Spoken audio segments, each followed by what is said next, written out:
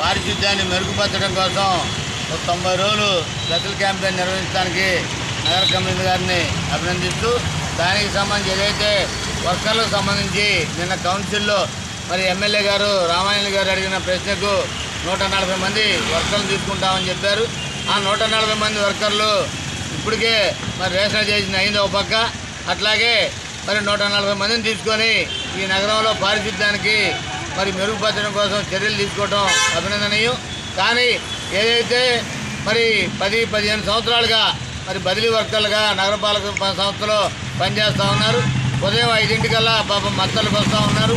ఎవరైనా మరి ఆఫ్కాసులో ఉండి వాళ్ళు కానీ ఒకళ్ళు ఇద్దరు రాకపోతే వాళ్ళ బదులు వీళ్ళు పనికి వెళ్తారు, లేకపోతే అంతా కూడా ఇంటికి మరి ఆటోల్లో మరి వెళ్ళాల్సిన పరిస్థితి. దానివల్ల ఆటో ఛార్జీలు కూడా ఎక్కువైపోయి పని లేక మరి నెలకు కూడా 26 రోజులు పని ఉండాలంటే 6 రోజులు 10 రోజులు 15 రోజులతోనే సరిపోతూ ఉంది.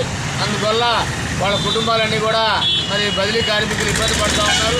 పక్కన ఉన్న విజయవాడ నగరపాలక సంస్థలో కూడా ఆఫ్కాసులకి బదిలీ కార్మికులందరూ కూడా మరి యాడ్ చేయడం అయింది. వాళ్ళు దాంట్లో మర్జ్ చేసిన తర్వాత అందరికీ పని జరుగుతూ ఉంది. కానీ గుంటూరు నగరంలో ఆ పద్ధతి లేదు. ఇప్పటికే ఏఐటీసీగా ఏపీ మున్సిపల్ వర్కర్స్ యూనియన్గా సీఎంఏ గారి దృష్టికి కూడా తీసుకెళ్ళడం జరిగింది. దానికి చర్యలు జరగలేదు. కానీ 140 మందిని ఏది తీసుకున్నారో వాళ్ళందరినీ బదిలీ వర్కర్లు తీసుకొని వాళ్ళ కుటుంబాలను ఆదుకోవాలని ఏపీ మున్సిపల్ వర్కర్స్ యూనియన్గా కోరుతా ఉన్నాం.